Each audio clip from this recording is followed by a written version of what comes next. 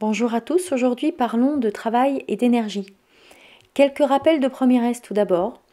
L'énergie cinétique d'un solide en translation a été définie l'an passé comme étant le demi-produit de la masse par le carré de la vitesse, l'énergie cinétique s'exprimant en joules, la masse en kilogrammes et la vitesse en mètres par seconde. L'énergie potentielle de pesanteur d'un solide placé dans le champ de pesanteur terrestre a elle été définie comme étant le produit de la masse du solide en kilogrammes par l'intensité du champ de pesanteur en mètres par seconde carré et par son altitude en mètres. L'énergie potentielle de pesanteur s'exprimant toujours en joules. Un rappel de mathématiques qui nous sera nécessaire également, la définition du produit scalaire de deux vecteurs u et v.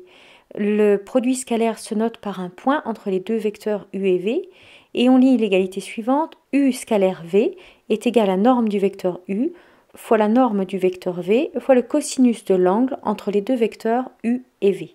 Dans une première partie, nous étudierons la notion de travail d'une force.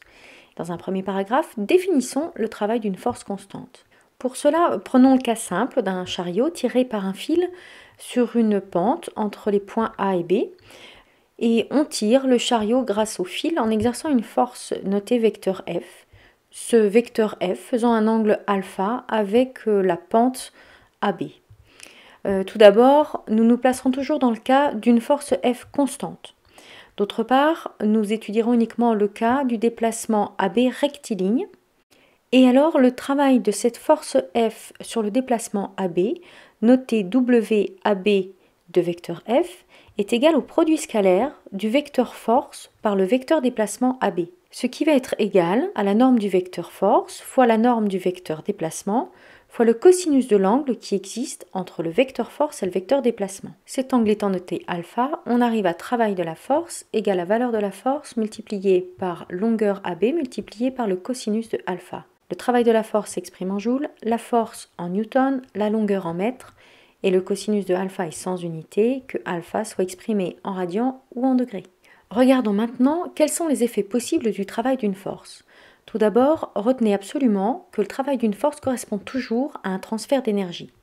Ce transfert d'énergie peut permettre une mise en mouvement, une modification de l'altitude, une déformation du système ou encore une élévation de sa température. Dans tous les cas, le travail de la force aura permis un transfert d'énergie soit d'un système à un autre, soit d'une énergie à une autre au sein même du système. Quelle que soit la situation, on pourra qualifier le travail soit de moteur, résistant ou nul. Alors, rappelons la définition du travail d'une force, F fois AB fois cos alpha. Et alors, vous voyez que le signe du travail de la force sera égal au signe du cosinus alpha. Alpha étant l'angle entre le vecteur force et le vecteur déplacement. On aura alors trois possibilités. Si l'angle alpha est compris entre 0 et 90 degrés, alors son cosinus sera compris entre 0 et 1, et alors le travail de la force sera positif. On dira que le travail est moteur. Deuxième possibilité, si l'angle est compris entre 90 et 180 degrés, alors son cosinus sera compris entre 0 et moins 1, et alors le travail de la force sera négatif, on dira qu'il est résistant. Dernière possibilité, si l'angle vaut 90 degrés, son cosinus est nul, et alors le travail de la force est également nul, on dit aussi que la force ne travaille pas.